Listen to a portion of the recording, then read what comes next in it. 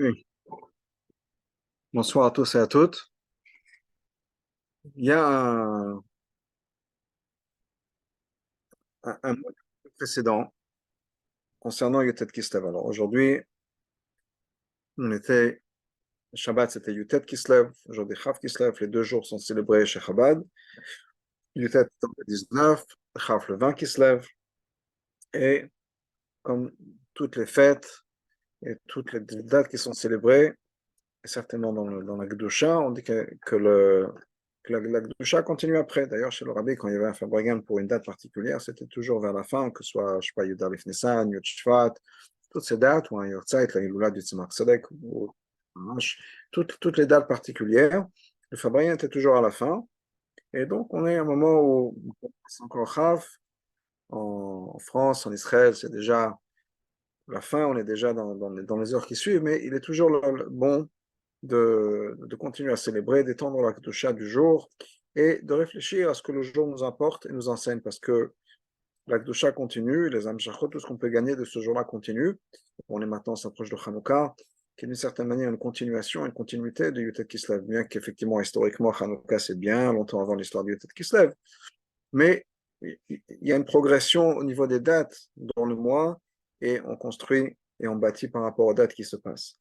Alors, on célèbre bien sûr peut-être Chav Kislev, la libération du Admoazaken, du Balatania, des prisons du Tsar, mais c'est bien sûr là, tout se passe dans le ciel. Ici, on n'est que la représentation physique et matérielle de ce qui se passe vraiment dans les mondes spirituels, c'est là où les choses se passent. Et donc, on est, Yutet Kislev, c'est ce qu'on appelle Rosh Hashanah la Chassidut. C'est le jour où l'Admour Zaken a reçu le feu vert d'en haut de continuer dans son chemin et d'enseigner encore plus. D'ailleurs, on dit que Yutet Kislev, c'était une page, un point tournant dans les enseignements du Admour Zaken lui-même. Donc, les choses ont changé par rapport à la manière dont il enseignait. C'était encore plus détaillé, plus expliqué, plus logique que ce qu'il y avait avant. C'est-à-dire qu'avant, jusqu'à maintenant, la manière dont la chassidoute était révélée, c'était quelque chose qui touchait le cœur, mais qui, pour le commun des mortels, n'était pas nécessairement quelque chose auquel on pouvait réfléchir, comprendre, bâtir, étendre, etc. C'est quelque chose qu'il fallait accepter, qui nous touchait profondément, qui réveillait quelque chose en nous, mais qui n'était pas quelque chose de logique, c'était plus émotionnel, plus au niveau de la neshama, que quelque chose sur lequel on pouvait s'asseoir, de jeunes Bachouim à l'Eshiva de 14 ou 15 ans qui font un pile-poule dans l'idée d'Emunat Hashem ou l'idée de Achdut Hashem, etc. Ce qui a été une révolution, commencée par la Zaken. Quand je parle de Bachouim de 14-15 ans qui font ce pile-poule-là dans Achdut Hashem, c'est déjà plus l'époque de notre époque, en tout cas le Rabbi Rachab, avec les Shiva de Tomchit Mimim, mais c'est un derrière qui a commencé à ce moment-là, qui est que nous devons faire en sorte que la Torah, et quand je parle de la Torah, c'est l'essence même de la Torah, ce que la Torah représente, qui est la révélation d'Hachem, soit quelque chose auquel nous puissions réfléchir et étendre. On va parler plus de ce concept bientôt, mais c'est un peu ça, c'est que le chemin de Chabad, l'approche de Chabad, qui est qu'on est ce qu'on comprend. Et si on ne peut pas vraiment comprendre quelque chose, on ne saisit pas, on ne le maîtrise pas encore, ça reste un peu détaché de nous, comme dans tout. Du chose de plus bête au plus complexe. Apprendre à conduire, apprendre à faire à cuisiner. Oui, quand quelqu'un commence à apprendre à conduire, par exemple, ben, tout au départ, il n'y a rien qui est organique, il n'y a rien qui est évident. Il faut penser à tout. Alors, il faut se rappeler, je rentre dans la voiture, il y a la ceinture de sécurité, je dois allumer, en allumant, je dois avoir mon pied sur les pédales. Avant de tourner, je dois mettre le clignotant, mais je dois aussi regarder sur mon épaule. On doit réfléchir à tout ça. D'ailleurs, au départ, on n'était même pas conscient qu'il y avait tellement d'étapes. Quand on est derrière, qu'on voit ses parents conduire, on dit, bah, c'est simple, on s'assoit et on fait comme ça. Il n'y a rien de très compliqué. Une fois qu'on prend le volant, il y a un petit coup de panique, en disant, mais qu'est-ce qu'on fait? C'est moi qui suis responsable, etc. Il faut réfléchir à tout, il faut penser à 1000 choses à la fois. Et quand je dis penser à 1000 choses à la fois, c'est qu'il faut vraiment se dire, OK, qu'est-ce que je ne dois pas oublier, à quoi est-ce que je dois penser, etc. Une fois que c'est acquis, ça fait partie de nous-mêmes. Et si c'est vraiment bien acquis, on pourrait expliquer à quelqu'un comment faire. La même chose, je sais pas, je parlais de la cuisine, la même chose. Quand un enfant commence à cuisiner, ben, on commence une nouvelle recette de cuisine qu'on n'a pas encore maîtrisée. On essaie de se rappeler de toutes les étapes. Une fois qu'on a maîtrisé, c'est bon. On n'a plus besoin de penser à toutes les étapes, ça fait partie de moi. Tant que ça ne fait pas partie de moi, tant que j'ai besoin de réfléchir d'une certaine manière aux étapes, tant que je suis encore un peu dans le flou, je ne comprends pas très bien, ça peut être dans un shiur, ça peut être dans une page de Gemara, étudier un Tosfot, étudier une Sikha. Quand il y a quelque chose dans lequel c'est un peu flou, c'est que je ne le maîtrise pas encore.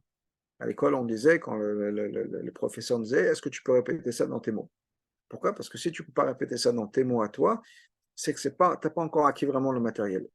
Il y a quelque chose qui te manque. Donc, le sujet n'est pas à 100% acquis, et donc tu ne peux pas te servir de tes mots à toi pour l'expliquer. Tu vas peut-être répéter le perroquet des mots qu'on t'a enseignés, mais il y a encore quelque chose qui manque. Et ce que l'Amour Azaken voulait justement, c'est que cette idée d'Emunat Hashem, notre relation avec Hashem, ne soit pas quelque chose qui soit flou, c'est quelque chose qu'on puisse maîtriser à 100%. Et ça a tout un tas d'applications. Mais le point essentiel, c'est que en faisant ça, on, on fait en sorte que Hashem fasse partie de nous-mêmes. Encore une fois, si on ne peut pas se servir de ces mots à soi pour parler d'Hachem, par exemple, c'est qu'on n'a pas encore acquis ça. Alors, je peux répéter un mot de ce qu'un tzaddik a dit. Mais si moi, je ne me suis pas assis pour réfléchir à ce que ça veut dire, comment est-ce que je le comprends, est-ce que je peux répéter même moi à moi, etc., il y a quelque chose qui manque. C'est que je ne fais pas encore un avec cette révélation d'Hachem. Il y a quelque chose, il y a une distance, il y a un fossé entre Hachem et moi. Et ce qui est important, c'est justement de pouvoir réfléchir, se servir de mes mots à moi. Maintenant, Baruch Hashem, on est ici, en Tafshin Pedalet 2023, et on a 7 générations de Rebbeim avant nous qui nous ont enseigné, qui nous ont expliqué. Donc, je pense que tous ici ce soir qui m'écoutent ou qui participent à ce Zoom ou sur YouTube, on a déjà une certaine compréhension des choses, mais il faut remonter en arrière 7 générations avant, il n'y avait pas tout ça. Ce concept, ce vocabulaire, ou le fait qu'il peut y avoir quelqu'un comme moi, rien d'extraordinaire, qui puisse partager, qui puisse parler de concepts qui étaient complètement étrangers, loin des gens de l'époque. On va parler de Yechida, on va parler de l'essence d'Hachem, on va parler de l'essence de la Torah, etc. Tout ça, ce sont des choses que Baruch Hashem, à travers ces 7 générations de Chassidut, Chabad, de Rebbeim, etc., quelqu'un comme moi, encore une fois, rien de spécial, et moi et vous, je veux dire, on est tous ensemble. On peut en parler. Mais il y a 7 générations, vous et moi, on n'aura pas eu accès. À moins qu'on fasse partie de petits groupes restreints de tzadikim, de chassidim du Maguid de Mezrich, ou du Baal Shem Tov, etc. Mais le commun des mortels, le commun des juifs, n'aura pas eu accès à ça. On n'aura pas eu ce vocabulaire qu'on a de nos jours. Et ce vocabulaire, c'est un vocabulaire qui a transformé le monde juif. Parce que le monde entier, qu'on s'appelle Chabad ou pas Chabad, le monde entier était influencé par cette derrière-là.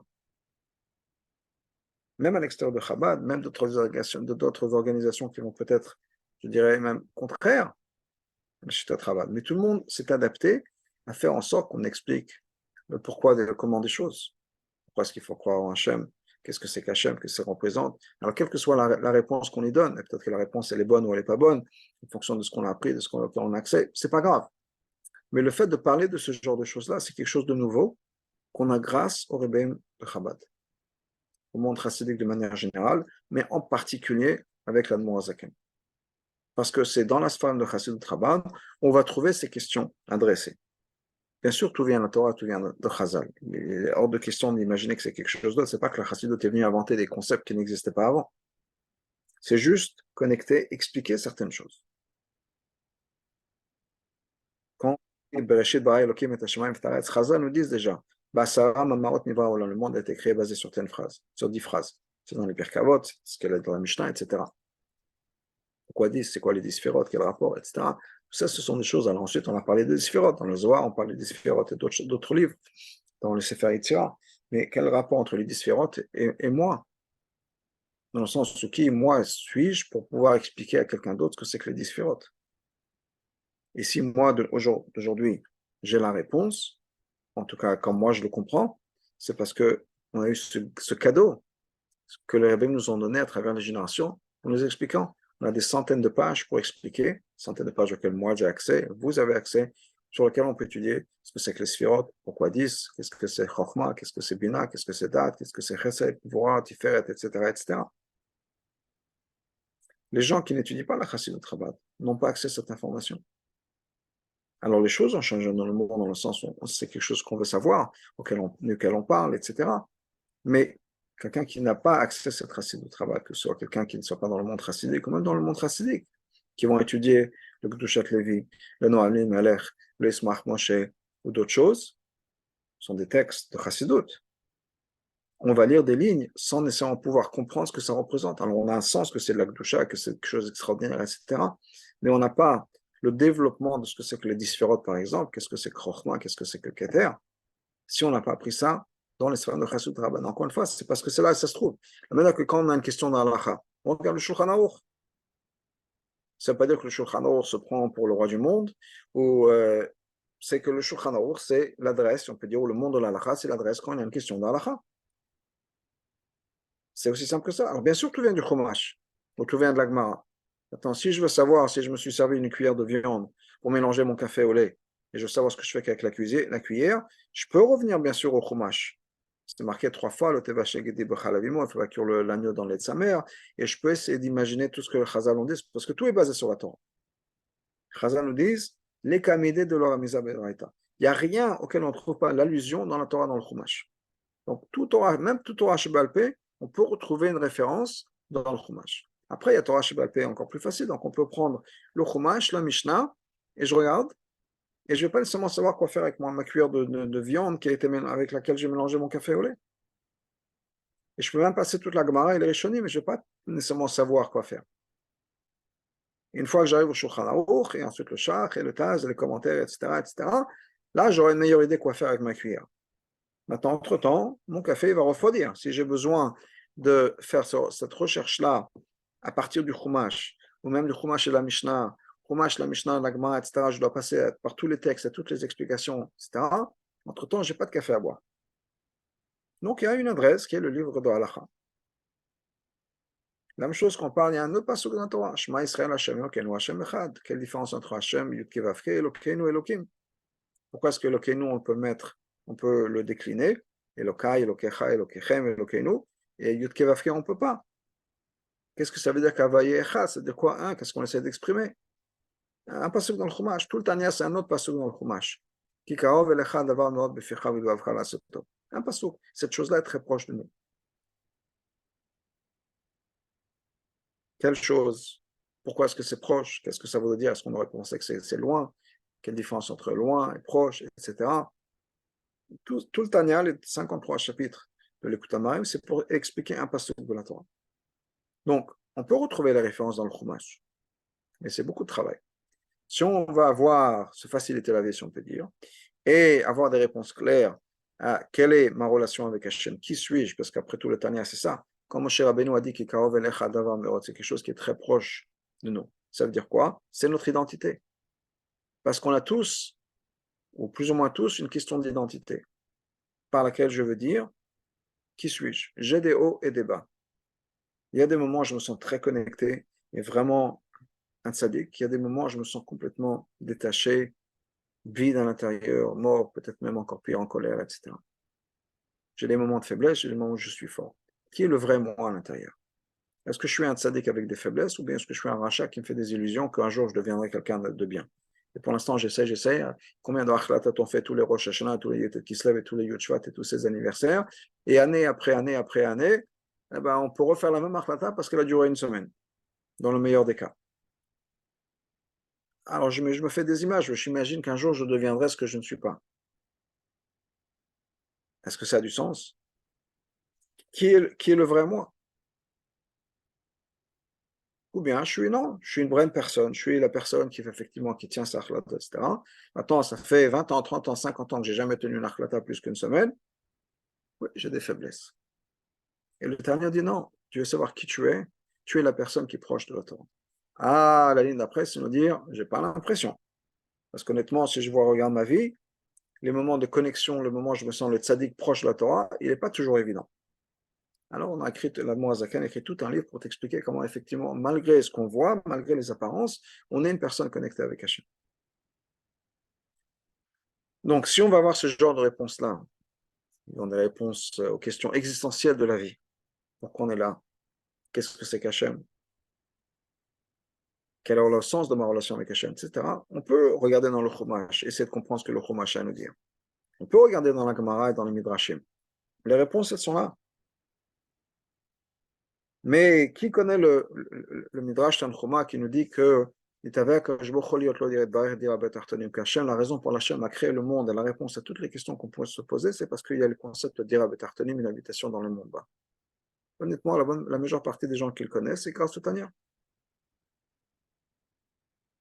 Et certainement, les gens, pas juste qui ont lu le Midrash Tanchuma, parce que je suis sûr qu'il y a énormément de Talmidei Chachamim qui ont lu tout le Midrash Tanchuma. Mais est-ce qu'ils ont vraiment pensé au sens de cette ligne-là dans le Midrash Tanchuma? Donc, on a tout ça dans la Torah. On dit que quand le Moazakan a été libéré une deuxième fois, il a été arrêté un peu après, et il a été libéré, cette fois-ci c'était Hanouka. Et une des conditions de sa libération, et on a fait intervenir quelqu'un qui n'était pas un chassid, qui était donc du camp opposé, si on peut dire, et il a mis comme condition que le Moazakan doit avoir un débat avec 3 des plus grands sages des Litaïm de l'époque, sur un Moazakan accepté. Et parmi les débats qu'il a eu, quelqu'un lui a demandé de prouver des choses qu'il a écrites dans le Tanya, où c'est marqué. Alors le Moazakan a commencé à répondre avec un Zohar, avec quelque chose. Il dit non, non, je veux une preuve de la Gemara. Et le Moazakan lui a montré dans la Gemara. Il y a la même chose sur l'idée de l'Ashgacha Pratit que le Bachem Tov nous dit. La Moazakan a dit montrer, voilà, c'est marqué dans la Gemara, clair et net. Quel oiseau va avaler, va pêcher, certains oiseaux qui pêchent, les cormorans, quand il tombe dans l'océan et qu'il attrape tel poisson, tel et tel poisson, c'est le jugement d'Hachem. C'est-à-dire que c'est pas qu'il y a un jugement de manière générale, ce que certains Rishonim expliquent, et à ce concept d'Ashgacha Klalit, que Hachem regarde les animaux, etc., de manière générale. Il y a, je ne sais pas, je veux dire, 1 million de poissons dans le monde. Bon, sur les 1 million, il y en a 100 000 qui vont se faire manger. Quels que soient les 100 000. Non, le poisson qui va être avalé par tel et tel oiseau est décédé, ça fait partie du jugement d'Hachem. C'était dans la Gemara, mais même les grands tzadikim, les grands géonim qui connaissaient la Gemara par cœur, ne l'ont pas vu. Quand le Moazaken lui a répondu, il a dit voilà, c'est une preuve dans la Gemara, il a réfléchi, il a dit je ne vois pas du tout, tu racontes. Il a dit voilà, dans tel était Masechet. Il a passé toute la Masechet dans sa tête. Non.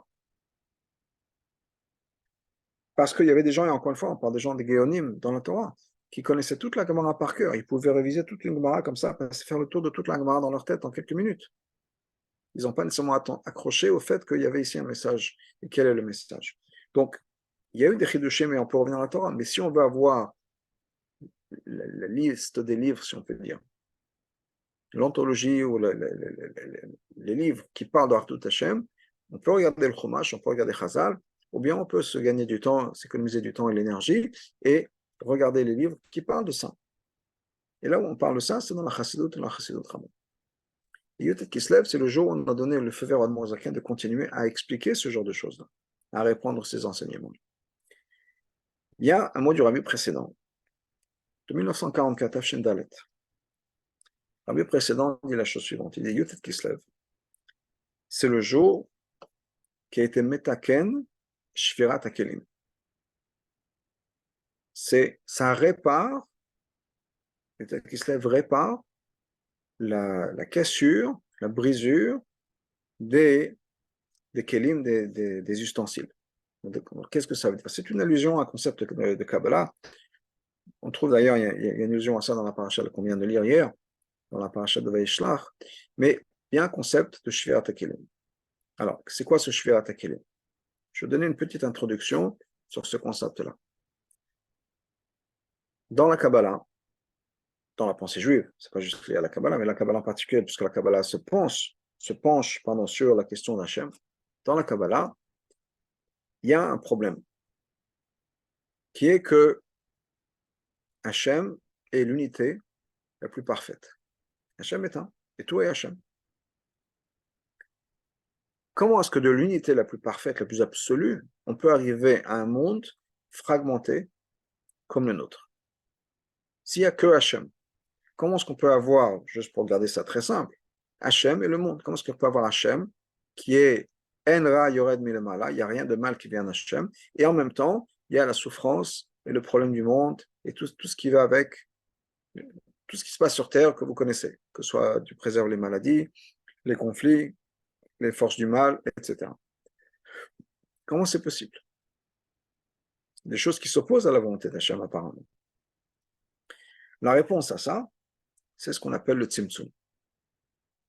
C'est que Hachem se cache. Tout est Hachem.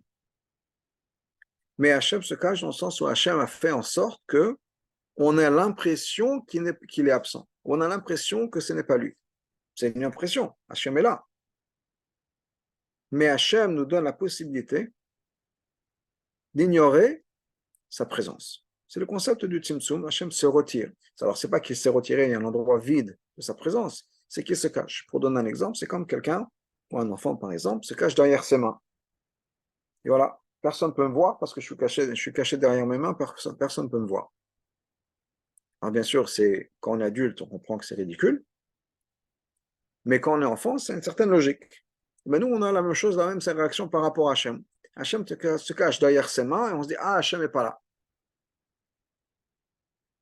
Il est absent. Pourquoi? Parce qu'il s'est caché derrière ses mains. Alors c'est toujours, ses mains, c'est Hachem. Mais c'est des filtres différents, des niveaux différents, si on peut dire, de la révélation d'Hachem. Il y a Hachem le visage, on voit tout, et il y a quand Hachem se cache les mains, ou bien quand il tourne la tête, on voit le dos, etc. C'est tout est Hachem. Mais on perçoit des choses différentes en fonction de ce qu'on regarde, en fonction de ce qu'on comprend. Par exemple, quand Moshe demandait à Hachem, il a dit Vérité Panaï, je voudrais voir ton visage, parce que Hachem avait déjà cette relation avec Moshe. Moshe lui a demandé Je voudrais voir ton visage. Donc, pourquoi? Parce que c'est le visage où on voit vraiment la personne. Donc, comme le Rambam l'explique, ce que Moshe a demandé, c'est que je veux vraiment te comprendre. Pas juste avoir une idée, de la même manière qu'on peut avoir quand quelqu'un se cache le visage, on a une idée d'un peu de à quoi il ressemble derrière. Ou bien quand on voit le dos. J'ai un qui a envoyé un message l'autre jour. Il a reçu une photo de son fils qui est dans la mer en Israël, à Tzahal. Alors, bien sûr, les photos des soldats, il les couvre dans beaucoup de cas pour pas qu'il y ait des gens qui puissent voir de qui il s'agit. Et une maman qui me dit ouais, je reconnaîtrai mon fils parmi 100 000. Même si le visage est couvert, je reconnais que c'est mon fils. Non, parce qu'on reconnaît. Mais bien sûr, le visage est couvert. Mais si on veut reconnaître, on reconnaît. Par rapport à Hachem, c'est la même chose. Donc, il y a ce concept de Tzimtzum. Hachem se cache. Hachem nous donne l'impression qu'il se retire. Une des manières dont Hachem se retire, ou nous donne l'impression, ou bien donne la possibilité de créer une multiplicité, un monde qui nous donne l'impression d'être un monde fragmenté, un monde divisé, un monde séparé, où il y a des énergies différentes. Il y a le bien et il y a le mal, le positif, le négatif, la lumière et l'obscurité. On a l'impression d'avoir tout ce genre de choses qui sont en conflit. Il y a au moins deux éléments. C'est ce qu'on appelle Shvirat HaKelim. Les ustensiles qui se sont brisés. C'est-à-dire qu'il y a une révélation d'Hachem qui est venue dans le monde qu'on appelle le monde de Tohu. Au début de la création, le monde était Tohu Vavohu, Tohu Bohu. Et donc, il y a le monde de Tohu. Hachem s'est révélé. Mais le monde n'était pas les kélim, si on peut dire, les ustensiles de ce monde-là. Les sphirotes de ce monde-là n'étaient pas assez fortes pour pouvoir contenir cette énergie créatrice, cette énergie d'Hachem, cette révélation d'Hachem. Et donc, ça a explosé. Ces morceaux de kélim qui ont explosé sont tombés chez nous sur Terre, et c'est ce qu'on appelle les étincelles de Kedusha qu'on a besoin de réélever. Et notre mission sur Terre, vous avez peut-être entendu ce concept-là, c'est d'élever les étincelles de Kedusha, les ramener à leur source. Pour donner un exemple un peu différent et peut-être plus facile à comprendre, imaginez qu'il y a une image, une photo, une image, un tableau, et qu'on en fait un puzzle. Donc au début, quand le puzzle est là, il est imprimé, c'est la même image imprimée. Mais il y a un moment où on brise des morceaux du puzzle à l'usine. Donc il y a cette image qui a été imprimée, découpée, et ensuite on va briser les morceaux, on les met dans un sac en plastique et on nous envoie ça pour que quelqu'un les achète. C'est ce qui s'est passé, c'est Shvirat HaKelim. Maintenant, qu'est-ce qui se passe prenons l'exemple du puzzle. Quand j'ai une image avant, j'ai toute l'image. Je vois la grande image, je vois exactement à quoi ça doit ressembler.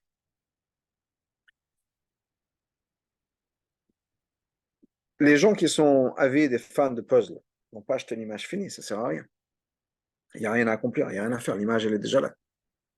On n'est que consommateur, si on peut dire, d'un produit qui est fini. J'ai rien à rajouter. Juste pour ouvrir une petite parenthèse, le Rabbi nous dit c'est la raison pour laquelle Hanouka, on donne de l'argent aux enfants, pas un cadeau. La coutume est de donner Hanouka Get, de Hanouka, l'argent de Hanouka. Pourquoi? Parce qu'un cadeau, c'est un produit fini. On est consommateur. On me donne un jouet, on me donne une bicyclette, on me donne, je ne sais pas, une poupée. Je m'en sers, mais j'ai rien à rajouter dans ça. Alors que l'argent, en soi, c'est rien. C'est un pouvoir d'achat, je peux faire quelque chose avec. Mais en soi, je ne peux pas manger un billet ou une pièce, je ne peux pas m'habiller avec, je ne peux rien faire. C'est une possibilité. Maintenant, après, le choix est le mien. Je peux me servir de cet argent-là pour acheter un vêtement, pour acheter à manger, pour donner la tzedaka. Tout est dans mes mains. C'est une responsabilité que j'ai. Donc l'argent me responsabilise et l'argent me donne la possibilité, la capacité de faire quelque chose avec. Eh bien, c'est la même chose. Donc, c'est le message qu'on donne aux enfants à Hanouka. On leur donne l'argent. Mais sache que l'argent, ce n'est pas un produit fini. Tout va dépendre de ce que tu en fais. Et la même chose, on dit aux enfants, tu as des capacités. Hachem t'a donné des cadeaux. T'a donné un cadeau dans le sens où il nous a donné des choses, des capacités. C'est comme de l'argent. Ce que tu vas faire avec, ça dépend de toi. Tu es intelligent, tu es gentil, tu as un bon cœur, tu es en fonction des qualités de l'enfant. Qu'est-ce que tu vas faire avec? C'est responsabiliser l'enfant, mais c'est tout le monde, mais disons l'enfant, puisqu'on donne généralement la femme aux enfants, c'est responsabiliser l'enfant en disant tu as une capacité, tu as un cadeau, Hachem t'a donné quelque chose, mais ça dépend de ce que tu vas faire avec, c'est comme de l'argent. En soi, ce n'est pas un produit fini. C'est qu'est-ce que je vais faire avec. Je vais faire la parenthèse et je reviens à notre puzzle. Donc, quand on a une photo finie ou une image finie, il n'y a rien à faire.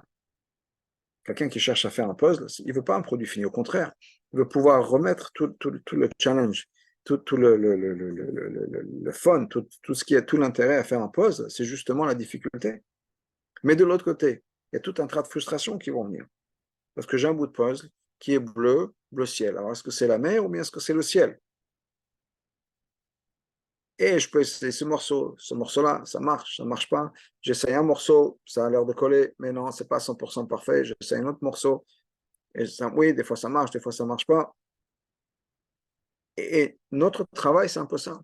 Donc Hachem avait, lui, cette image du monde qu'il voulait avoir. C'est le monde de Mashiach, c'est très simple. Mais entre-temps, les morceaux ont été brisés. Et à nous de réélever ces morceaux à leur source, c'est-à-dire à nous de mettre en place les morceaux, de faire en sorte que ces morceaux-là redeviennent un monde qui est cohérent. D'un monde qui était fini, on a maintenant des fragments qui vont des morceaux dans tous les sens. Je ne sais plus ce qui est quoi. Je ne sais pas quel morceau va avec quel morceau. C'est confus et ça me confus. Et mon travail est de remettre ces morceaux-là en place pour pouvoir remettre en place cette image qu'on avait. Et encore plus, parce que non seulement j'ai remis l'image comme elle était avant, maintenant j'ai un produit fini, maintenant j'ai participé à ça, et c'était peut-être une image qui n'était jamais vraiment à 100% finie parce que ça dépendait de moi et de mon travail à mettre ce puzzle en place. Donc, mon travail à moi, c'est de réparer cette fragmentation. Shvirat HaKelim, c'est le moment où le puzzle a été mis en place, mis en morceaux, a été coupé, et démonté, etc., séparé, les morceaux étant séparés. Le rabbi précédent nous dit, Yotel Kislev, c'est quoi? C'est le jour qui répare le puzzle, qui remet le puzzle en un seul morceau. Ça ne veut pas dire que le puzzle est entier déjà tout de suite là, mais c'est le jour où on comprend qu'il y a une image et qu'on a la capacité de réunifier cette image-là. On comprend que tout ça, tous ces morceaux de puzzle qui sont dans notre vie ne font qu'un seul. Parce qu'on ne dit pas tout de suite que le monde c'est un puzzle. On a l'impression quand on est né et qu'on vit que le monde il est comme ça. Dans mon monde, j'ai 20 morceaux d'images. C'est tout, c'est comme ça. On a un certain degré de maturité qui fait qu'à un certain moment, on découvre 30 secondes, les images vont ensemble. Et toutes ces images ensemble, ça crée une réalité entière qu'on appelle la vie et ma vie. Donc au départ, on a plusieurs vies, dans le sens où j'ai ma vie en tant qu'enfant, l'enfant de mes parents, j'ai la vie en tant que frère et sœur, je fais partie d'une famille et j'ai ma place entre mes frères et sœurs. J'ai une vie à l'école, avec mes amis, j'ai une vie avec moi-même, quelle est ma relation avec moi-même? Je me sens bien, j'ai confiance en moi, j'ai pas confiance en moi, je me sens toujours mal adapté, je suis timide, je trouve pas ma place, je trouve pas ma voix. Toutes les frustrations qu'on a dans la vie. Après, à l'époque des Shidduchim, ou bien quand on fait tchouva, quand on fait pas tchouva, dans le sens où chacun en fonction de son parcours, etc., on essaie de comprendre, de donner un sens à tout ce qui nous arrive. Pourquoi est-ce qu'il y a ça qui m'est arrivé? Pourquoi est-ce qu'il y a ça qui m'est arrivé? Pourquoi est-ce qu'il y a eu ce Shidour qui n'a pas marché? Pourquoi est-ce que je suis marié avec lui ou avec elle? Elle est fou, elle est folle. Pourquoi est-ce que j'ai les enfants que j'ai eus?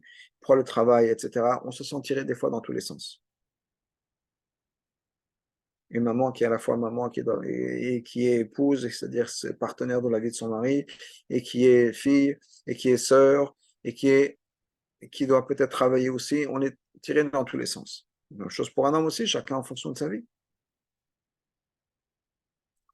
En quoi tous ces morceaux de ma vie font une seule image? Mais la Chassidut nous explique ça. La Chassidut nous donne soit l'image, si on arrive à le voir, mais au moins les instructions détaillées. Voilà, ce morceau d'image, avec un tout petit peu d'oiseau dans le côté, et avec un arbre à droite, et un petit peu de verre en bas, ça va en haut à droite. Il faut lire et on lit les instructions. Et on a petit à petit les instructions suivant les instructions. On dit, ah oui, effectivement, je vois comment les morceaux se mettent en place. Je vois comment chaque partie de ma vie, en fait, ne fait qu'un seul. Et c'est ça le cadeau de la Chassidut, qui est récupérer cette union, cette unité, qui a toujours été là au départ, mais on n'en était pas conscient. Parce que nous, quand on arrive dans le monde, on n'était pas à côté d'Hachem quand il a créé le monde, nécessairement en tant que moi-même. Et même si on l'était, on ne voit pas nécessairement comment le monde est censé fonctionner. On se pose des questions, oh Hachem, pourquoi ci, pourquoi ça, mais pourquoi mon Dieu, pourquoi? On n'arrive pas à trouver l'unité. Et la Chassidut vient nous dire que c'est comme ça. La Chassidut vient nous dire, effectivement, voilà, nous montrer l'unité qui existe. Après, on a un certain travail à faire nous-mêmes, qui est même si je sais qu'il y a l'unité, même si je sais que ces morceaux-là vont ensemble, et que cette personne-là, c'est mon épouse, et celui-là, c'est mon époux, et que j'ai les enfants que je suis censé avoir, même si des fois je m'arrache les cheveux en disant, mais pourquoi mon Dieu, mais qu'est-ce que j'ai fait pour avoir un enfant pareil? Au contraire, quel bracha j'ai eu pour mériter ça, et mon travail, et mes amis, et mon conflit interne, tout ça ne fait partie que d'une seule chose. Et ça, c'est ce que le rabbi précédent exprime, en tout cas moi ça, comme ça, moi je le comprends, qui est que Yotet Kislev, c'est le jour qui nous a permis justement de mettre de la lumière sur Shvirat HaKelim, les fragments qu'on a dans le monde, on dire non, non, non, on a l'impression que tout ça c'est fragmenté. Voilà, je vais vous donner un livre, nous a dit le Mozaken, que le Taner, la Chassidut Rabban, pour vous expliquer comment tout ça ne fait partie que d'une seule chose. Et au bout du compte, on a un travail à faire. Alors, c'est facile à dire, mais il y a une seule chose à faire, qui est le travail suivant. On connaît le message que Mashiach a dit au Baal Shem Tov.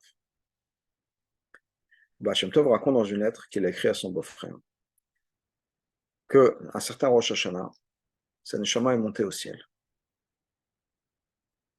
Et il est passé de niveau en niveau, et jusqu'à qu'il arrive au Echal de Mashiach, au palais de Mashiach. Il a demandé à Mashiach, quand est-ce que tu vas venir? Et maintenant, quand est-ce que vous allez venir? Mashiach lui a répondu, quand tes sources d'inspiration, tes sources d'enseignement vont être répandues à l'extérieur. Ce qui veut dire, comme Rabbeinu nous l'explique, il n'y a que deux choses. Il y a les Mayan et il y a le Chutza. Mayan, c'est les enseignements, c'est la source. C'est-à-dire une source. Et ce qu'on veut, ce que le Baal Shem Tov a dit à Mashiach, c'est que tes enseignements, ton inspiration, ta source, doit atteindre l'extérieur. Pas que l'extérieur doit être touché par la source, mais que la source elle-même se trouve à l'extérieur. C'est-à-dire, d'une autre manière, que l'extérieur devient lui-même source. Au point, il n'y a plus rien qui existe à l'extérieur. Le point le plus distant qu'on puisse appeler, qu'on dit toujours à l'extérieur. Tant qu'il y a encore un extérieur, c'est qu'on n'a pas encore atteint ce que le Baal Shem Tov était censé accomplir, ou ce que Mashiach lui a dit. Il faut que le point le plus extrême possible, le point le plus extérieur possible, c'est-à-dire extérieur, le plus détaché d'Hachem, bien sûr, rien n'est détaché d'Hachem, parce qu'on a l'impression qu'il est le plus détaché d'Hachem, le plus loin d'Hachem, lumière devient source de lumière et de Torah. Et ça se fait à plusieurs niveaux. Mais encore une fois, le but du jeu, c'est ça. C'est que l'extérieur qui puisse exister, on va en parler un peu plus, l'extérieur puisse lui-même devenir source de Torah, source de Chassidut, source de révélation d'Hachem.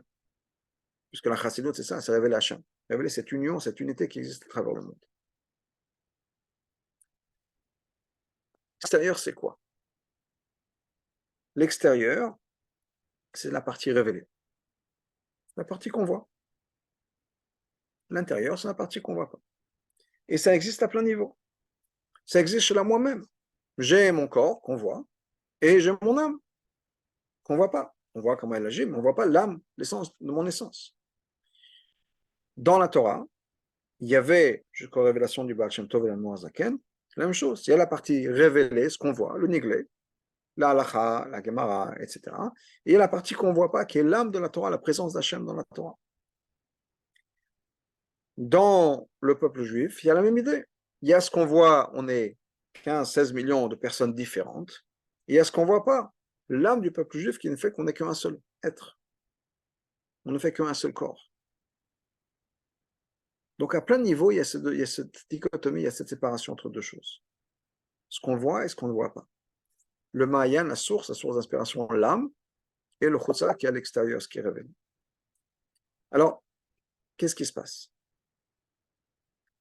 Ce que Mashiach a dit au Baal Shem Tov, il faut savoir que quand je parle du Baal Shem Tov, j'ai sauté du Admor HaZaken au Baal Shem Tov. Et l'on dit le Rabbi Rachab, la Chassidut Chabad, hi Torah Baal Shem Tov. C'est ça les enseignements du Baal Shem Tov. Où est-ce qu'on va retrouver l'essence même des enseignements du Baal Shem Tov? Dans la Chassidut Chabad. Ça ne veut pas dire que les autres n'ont pas appris du Baal Shem Tov. Tout le monde s'est inspiré, tout le monde chassidique s'inspire du Baal Shem Tov. Il a puisé des enseignements du Baal Shem Tov. Mais vraiment, ce que le Baal Shem Tov a essayé d'accomplir, ce qu'il voulait partager avec le peuple juif, on va le retrouver de manière explicite dans la Chassidut Chabad. Encore une fois, parce que c'est là que ça se trouve. Ce sont la liste de livres qui parlent de ça, qui vont développer l'enseignement du Baal Shem Tov. Donc, qu'est-ce qu'on est censé faire? Révéler ça, de faire en sorte que tout ce qui est à l'extérieur puisse devenir complètement imprégné de ce qui est à l'intérieur. Alors, dans moi, il y a quoi, par exemple? On va commencer par une personne. En moi, il y a une partie cachée, qui est ma émouna, ma foi en Hachem. Et la partie révélée, qui est ma logique, mon sechel, mon intellect. Et il y a un fossé entre les deux. Donc, ma neshama est source d'inspiration, c'est mon âme. Mais de l'autre côté, j'ai mon esprit cartésien, qui ne va pas nécessairement aller en accord avec mon âme. Mon âme, peut-être qu'on va l'associer peut-être plus avec le corps, avec le cœur. Mes sentiments d'amour pour Hachem. Comment je ressens Hachem. Attention, on me demande d'expliquer Hachem. Si on me demande comment est-ce que tu peux être religieux alors que tu ne travailles pas le Shabbat et que on perd de l'argent, etc., est-ce qu'on a preuve, noir sur blanc, de manière cartésienne, scientifique, etc., de dire non, effectivement, voilà, Hachem, ça vaut la peine, logiquement, d'être religieux. Peut-être que oui, peut-être que non. Mais la réflexion est une réflexion de Chabad, dans le sens où on va dire effectivement, voilà, je peux te dire comment dans ma vie je suis mieux, en tant que religion, on a une relation avec Hachem, etc. Comme mon sechel, mon intellect, qui est à l'extérieur, ou qui est l'extérieur de ma personnalité, c'est la partie révélée, la partie cartésienne et intellectuelle de mon existence, est complètement alignée avec ma neshama, on a révélé le Mahayan, ma source d'inspiration, ma neshama, vers l'extérieur. Je suis maintenant complètement rempli de cette émouna, mais de manière logique. Je comprends pourquoi je crois en Hachem. Pourquoi quand je dis qu'Hachem ne fait que un? J'ai un certain degré de compréhension de ça. Alors peut-être qu'il faut toujours accepter plus, parce qu'on a toujours l'émouna, et mon sechel, ma raison va jusqu'à un certain point. Mais la raison que j'ai est absolument alignée avec ma émouna. Mon ma'ayan, ma émouna, ma source d'inspiration, est maintenant arrivée dans l'extérieur de ma personne, qui est mon côté intellectuel et cartésien. La même chose dans la Torah, c'est-à-dire que par la Torah que ça a commencé. Il y a la partie révélée de la Torah, Il y a la partie cachée de la Torah. L'aïmouna, la source d'inspiration, la Torah, c'est Hachem, tout ça, c'est Hachem. C'est ce qu'on appelle l'âme de la Torah. C'est la Chassidut, la Kabbalah, l'âme de la Torah, qui était cachée. Jusqu'à la Chassidut, il y avait extrêmement peu de personnes qui avaient accès. Et la partie révélée de la Torah, c'est la halakha, par exemple. Voilà, je parlais tout à l'heure, voilà, ma cuillère de viande, ça a été utilisé pour prendre mon café au lait. Qu'est-ce que je fais? Deux mondes séparés. Je n'ai pas besoin d'avoir des mounas quand il s'agit de savoir ce que je fais avec ma cuillère. Je réponds. Au point même, il y a des questions maintenant qu'on pose, c'est peut-être un sujet d'un autre shiur, mais est-ce que par exemple l'intelligence artificielle pourrait répondre à des chelotes? On va sur ChatGPT, on dit voilà, cuillère de lait, cuillère de viande, je m'en suis servi pour un café, qu'est-ce que je fais? Peut-être que l'intelligence artificielle, qui peut faire le tour des milliers de chelotes ou de chevotes qu'on a sur un sujet plus particulier, pourrait me répondre. Alors, honnêtement, cuillère de viande dans un café au lait, c'est assez simple. Il y a quelques paramètres pour en prendre en considération, puis voilà. Il y a des situations beaucoup plus compliquées que ça. Donc, est-ce qu'un ordinateur pourrait répondre à des questions? Peut-être que oui, parce que c'est la logique. La raison pour laquelle je mentionne ça, c'est juste pour dire que c'est un monde de la logique et de la connaissance. Pas besoin d'avoir une mouna pour ça. Mais quand je peux avoir cette émouna d'Hachem, qui est maintenant est remplie ma halakha, quand je pose une halakha, quand je réfléchis à la halakha, c'est plus la même chose. Parce que maintenant, c'est pas une question de savoir qu'est-ce que je fais. Je pense à pour qui je le fais, comment je le fais, quelle est l'importance de ce que je fais. Cette cuillère maintenant, c'est plus juste une cuillère. Cette cuillère maintenant, c'est le véhicule de ma relation avec Hachem. J'ai souvent des rendez-vous avec des couples, question de Shalom Bayit ou autre, et on voit de sortes de personnes. Il y a des gens qui on leur donne une liste de choses à faire, des exercices, on peut dire, ou des choses à faire, mais il y a des soyez plus gentil avec votre femme, soyez plus gentil avec votre mari, etc. Et ils me regardent en disant, bon, ok, je fais ça pour eux. Et il y a des gens qui comprennent. Je ne fais pas ça pour eux. Je veux faire tout ce que je peux pour l'autre. Maintenant, des fois, j'ai besoin d'outils, j'ai besoin d'avoir des bons conseils. Est-ce que vous pouvez me donner des conseils? Est-ce que vous pensez que si je fais ça pour ma femme, elle va apprécier ou elle va pas apprécier? Si je fais ça pour ma mari, est-ce qu'il va apprécier? Est-ce qu'il va pas apprécier? Mais c'est pas que je leur donne une liste de choses à faire, dis bon, ok, ça va, je vais le faire pour eux. La liste des choses est là pour aider. Même chose au niveau de la halakha. Est-ce que quand je regarde la halakha, voilà, j'ai mélangé ma cuillère. Est-ce que je pense à mon olam haba? Si je veux prendre mon café, est-ce que je vais, chas v'shalom, il y a quelque chose qui va se passer parce que peut-être que la cuillère n'était pas comme il faut, moi, mon café il est devenu bassari avec il y a du lait, de la viande, etc. Bien, ça vient de l'autre côté. Je ne voudrais pas, chas v'shalom, faire quelque chose qui abîmerait ma relation avec Hachem. Donc je vais poser la question au Rav. Est-ce que cette petite cuillère qui maintenant, cette cuillère de lait cuillère de viande avec laquelle j'ai mélangé mon café au lait, est-ce que ça va créer quelque chose qui va se mettre entre moi et Hachem? C'est plus la même chose. C'est plus une corvée de respecter la halakha. Au contraire, on recherche à savoir, mais qu'est-ce que je peux faire? Qu'est-ce que je peux faire de mieux? Qu'est-ce que je peux faire de plus? Qu'est-ce que je peux faire pour Hachem de mieux? Parce que j'aime Hachem. C'est notre relation.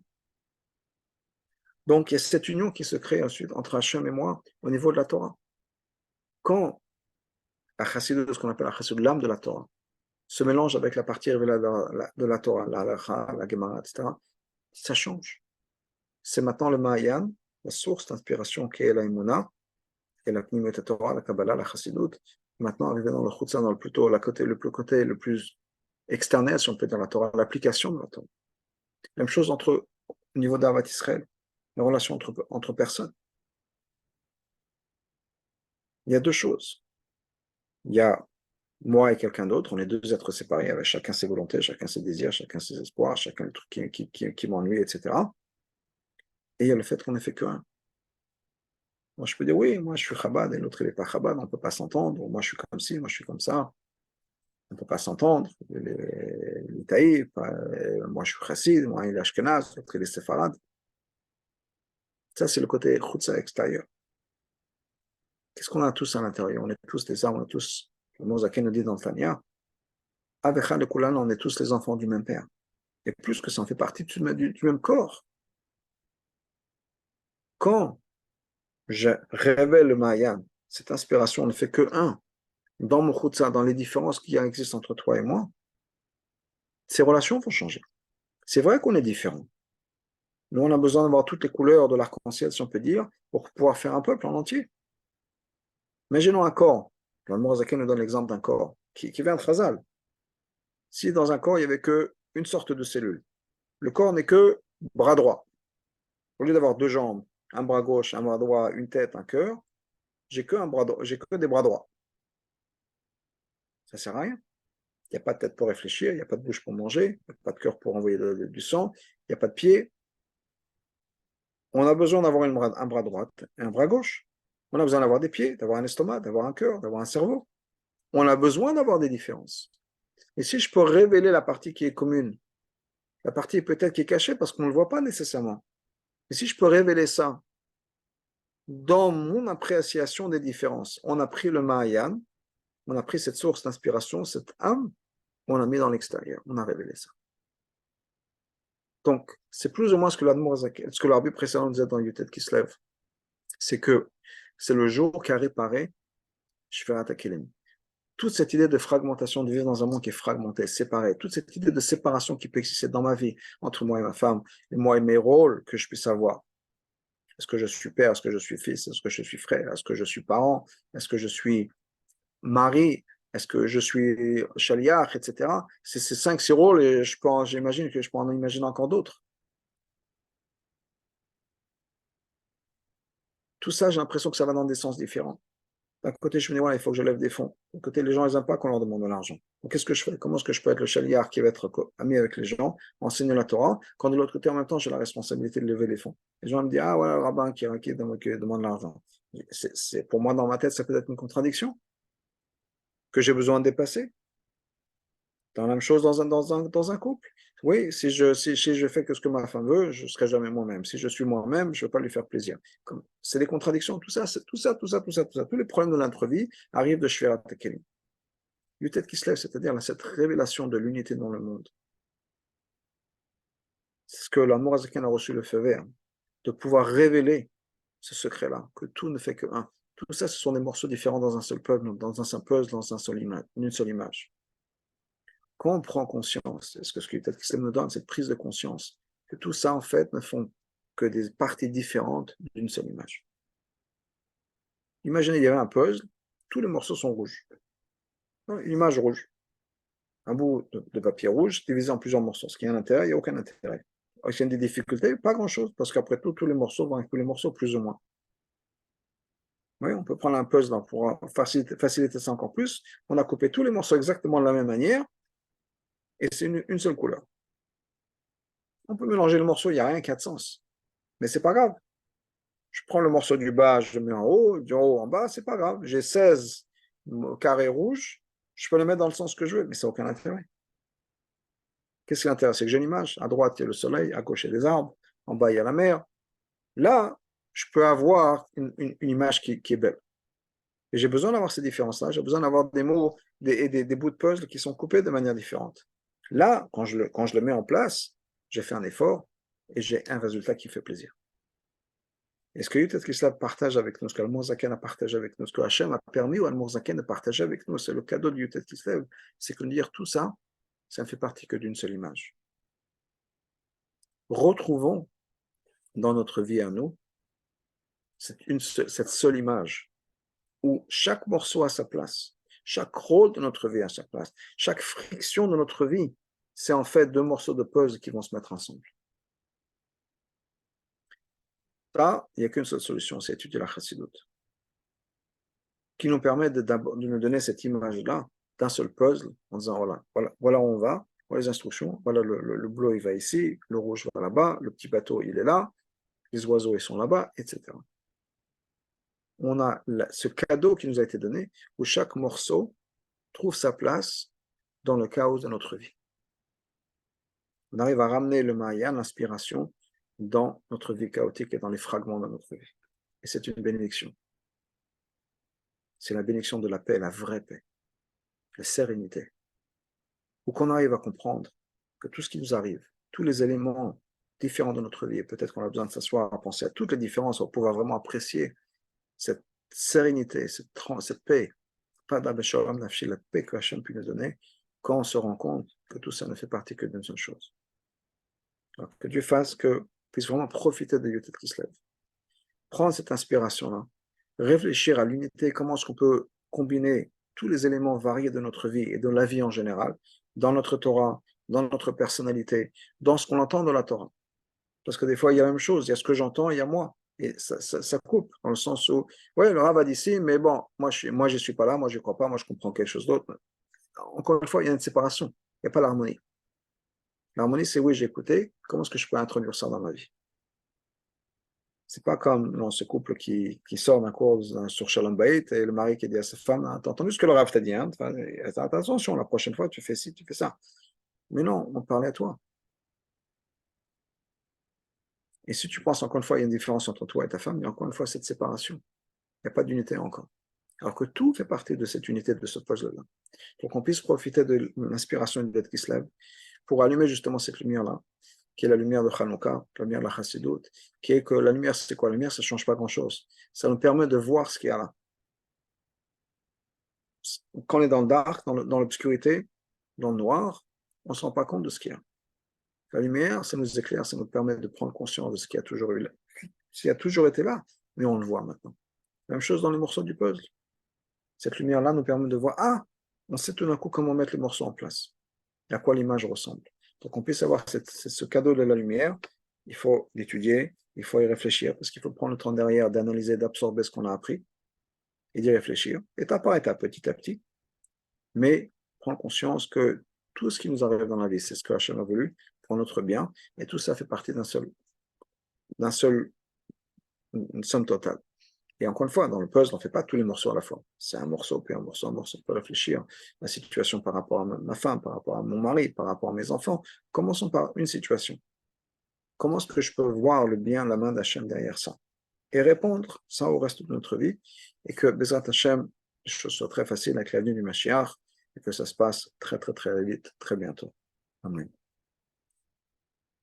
Amen. Bon, bien, Au revoir.